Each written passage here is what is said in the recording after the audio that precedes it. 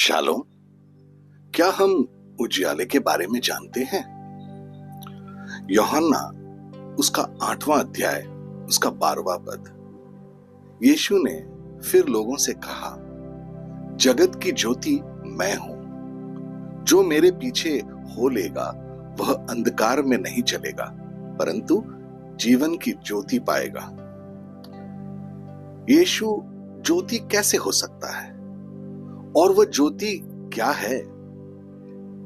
इसके लिए हमें ज्योति का अर्थ और इस संसार के संदर्भ में ज्योति को समझना होगा। यीशु ने कहा कि वह ज्योति है। आइए इस विशाल विषय पर विचार करें, लेकिन हम आज इस भक्ति में जितना संभव है हम उतना समझने का प्रयास करेंगे। सबसे पहले ज्योति क्या है? परमेश्वर का वचन ज्योति है। भजन संहिता उसका 119 उसका 105। तेरा वचन मेरे पांव के लिए दीपक और मेरे मार्ग के लिए उजियाला है।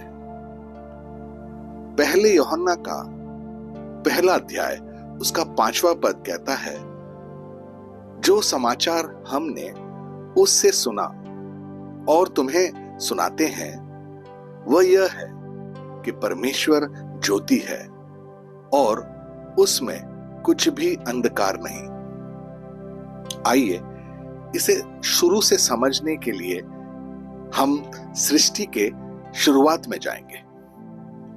उत्पत्ति उसका पहला अध्याय उसका 2 से लेके 4 पद तक पढ़ेंगे। और पृथ्वी बेडौल और सुनसान पड़ी थी और गहरे जल के ऊपर अंधियारा था तथा परमेश्वर का आत्मा जल के ऊपर मंडलाता था। तब परमेश्वर ने कहा, उजियाला हो, तो उजियाला हो गया। और परमेश्वर ने उजाले को देखा कि अच्छा है, और परमेश्वर ने उजाले को अंधियारे से अलग किया। यहां हम देखते हैं कि परमेश्वर ने आकाश और पृथ्वी को बनाने के बाद और अरबों वर्षों तक चुप्पी साधी। यह विज्ञान और परमेश्वर का वचन सहमत होता है कि पृथ्वी अरबों वर्ष पुरानी है। उत्पत्ति के पुस्तक में वर्णित सृष्टि वास्तव में पुनर्निर्माण है।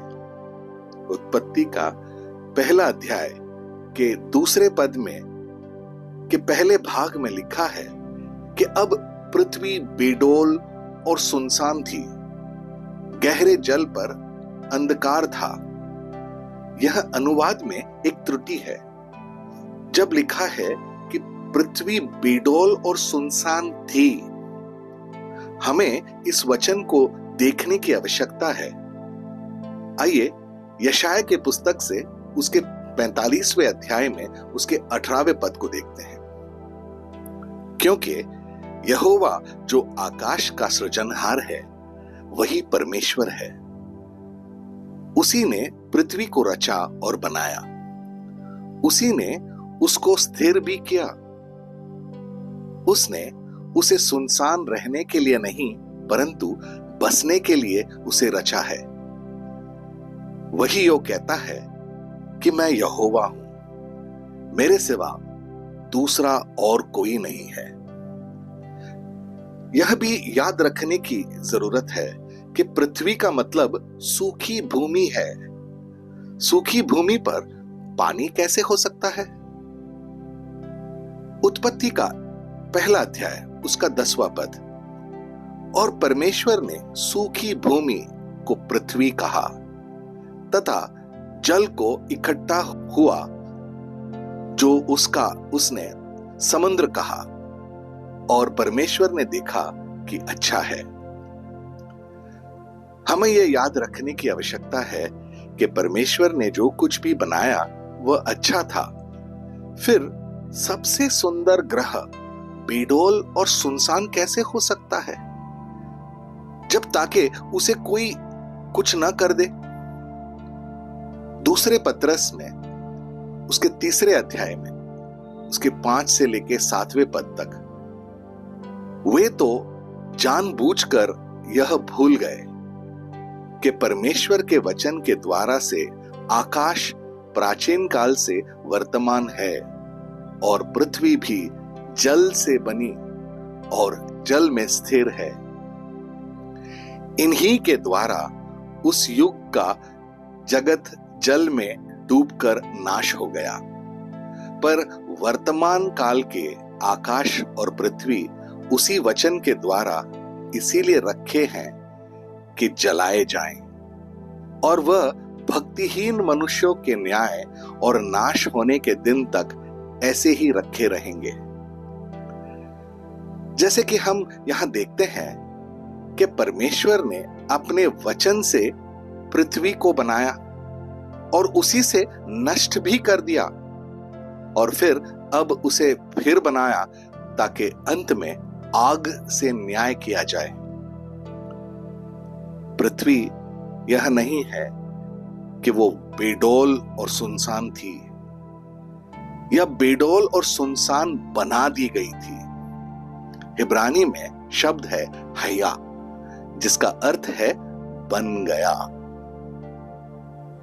जिसका मतलब है कि स्वर्गदूतों का एक समूह अदम के पहले था, जिसका उल्लेख अगर हम देखें तो उत्पत्ति के पुस्तक में नहीं किया गया है, लेकिन बाद में बाइबल में इसका उल्लेख मिलता है। खास तौर पर लूसीफर का पतन किए गए स्वर्गदूतों के विरोध के कारण परमेश्वर ने पृथ्वी को नष्ट कर दिया। तब परमेश्वर ने इस दौरान चुप्पी साधी, जब तक उन्होंने फिर से बात नहीं की, और फिर पृथ्वी को फिर से बनाया जो अब तक बेडौल थी।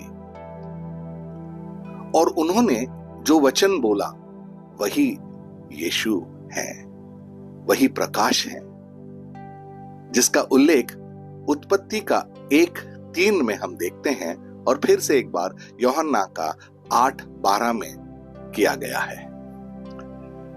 सृष्टि को उत्पन्न करने के लिए उसे सबसे पहले उजियाले की आवश्यकता थी, इसीलिए उन्होंने खुद को उपस्थित किया और बोले, उनका वचन जो यीशु है वही उजियाला है, जिसे भजनकार ने पवित्र आत्मा के माध्यम से समझा जब उसने लिखा, तेरा वचन मेरे पैरों के लिए दीपक है और मेरे मार्ग के लिए उजियाला है।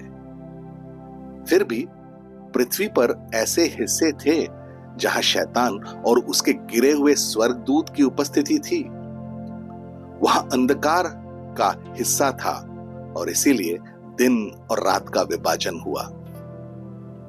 हमें यह जानने की आवश्यकता है कि सूर्य और चंद्रमा, जो दिन और रात के लिए प्रकाश के स्रोत हैं, चौथे दिन बनाए गए थे। उनके स्थापित होने तक परमेश्वर की उपस्थिति है जिसने उजियाला दिया।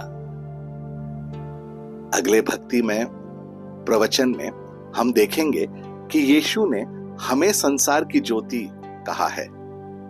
आइए प्रार्थना करें। प्यारे और दयालु स्वर्गीय पिता, हम आज सुबह आपके अनुग्रह के सिंहासन के सामने आपको धन्यवाद देने के लिए आए हैं। हम आपके पुत्र यीशु के लिए आपका धन्यवाद करते हैं जो संसार का उजियाला है। हम आपसे प्रार्थना करते हैं कि आप हमारे हृदय और मन को खोलें ताकि हम समझ सकें कि आज हमारे लिए इसका क्या अर्थ है। अब्बा पिता, हम एक ऐसे संसार में रहते हैं जो अंधकार में और चुनौतियों से भरा है। हर कदम पर हमें छल और भय मिलता है। हम प्रार्थना करते हैं कि आपके राज्य इस धरती पर भी हो जैसे कि स्वर्ग में है।